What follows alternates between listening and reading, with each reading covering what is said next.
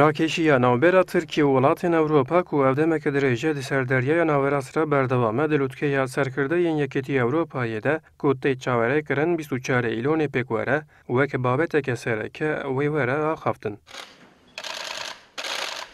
Ber bi lûtkeyê ve bi taybetî rayedarên Yunan û Fransê gelek serkirdeyên Ewropî, xebatên ligerîna gaz û neftê yên Tirkiyeyê li herêma deryaya nawerast wek sînorê avêyê Yunanî nîşan didin, loma ji wan dilgiranin û bi gemaroyan sizakirina Tirkiyê dixwazin. Bi nêrîna pisporê pêwendiyên siyasî yên navdewletî û fûkuras, rakeşiya heyê bi diyalogê dê çareser bibe, wek şandina keştiya ligerînê ya Tirkiyê nîşaneya vê yekê ye. Bir dizi meselede bir uzlaşmayla sonuçlanacak. Biyamin mesele de bi güftügoyê safî bibe.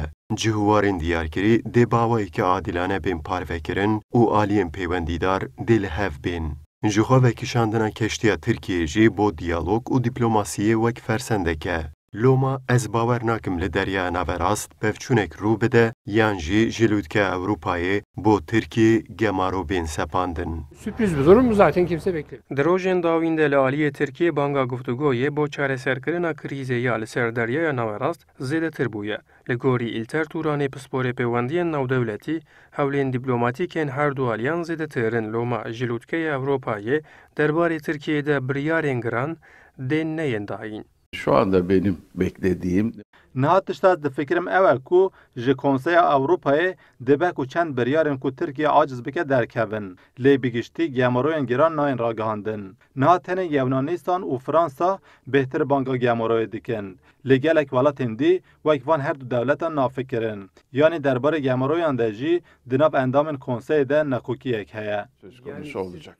Tirkiye serê meha tebaxê li deryaya nawerast bi keştiyeke mezin dest bi xebata lêgerîna gaza siruştî û neftê kiribû. Yewnanistan ciyên xebat lê tên kirin wek heqê xwe nîşan dide. Fransa ku piştgiriya Yewnanistanê dike, hêza xwe ya leşkerî li wê herêmê zêdetir kiribû û ji wê çaxê heta niha rakeşiya her du aliyan hê jî berdewam dike.